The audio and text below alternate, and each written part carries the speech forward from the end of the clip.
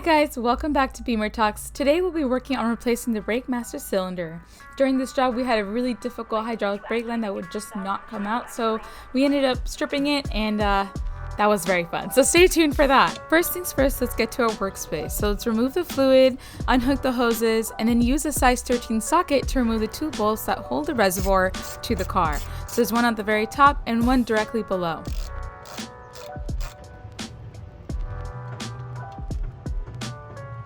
At this time, we've taken out our brake fluid. We're just about to take our reservoir out. First, we're going to unhook that hose on the right. And you're just going to pull the reservoir straight out in order not to damage it. You can purchase a new one. It will cost you about $200, but ours was functional. Nothing was wrong with it. It wasn't cracking, so we decided to reuse it. If you do go buy another one, I would suggest making sure that little side port is functional and it's not sealed. There's a lot of cars that have it sealed now, but for this 84, E24, you really need that functionally. Alright, now to the fun part. You're going to use a size 13 socket to take off the brake master cylinder from the booster, and then you're going to use a size 11 flared end wrench to take off the two hard brake lines on the right hand side. I cannot stress how easy and important it is to use the right set of tools here. We ended up stripping the brake fitting here, and the next day we came back with the right set of tools and more PP Baster, and the other end of that brake line came right out.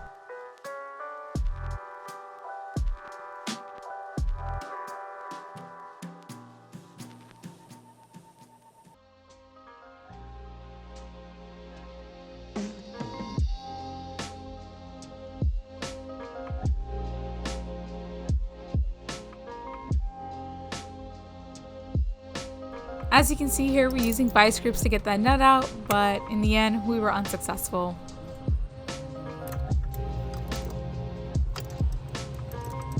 As you can see, we've got everything unhooked except that one brake line.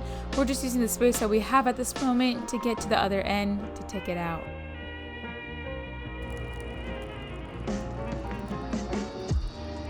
So the next set of pictures are going to show you how the seals look like coming out of the cylinder. As you can see, my leak goes right here in between the cylinder and the brake booster. So if your seals look like this, you should replace.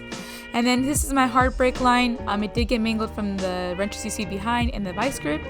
Here is us trying to break it off and add a new brake fitting, and then also create a new bubble flare, but it did not work whatsoever. So I suggest going to Napa Auto Care, getting a foot of this brake line, and then buying a tube bender to bend it into place. After that, you're just going to put everything back in the way that we took it out. You're going to pump your brakes when you put in the fluid to remove air bubbles, and then you're also going to bleed your coolant to get rid of the air bubbles.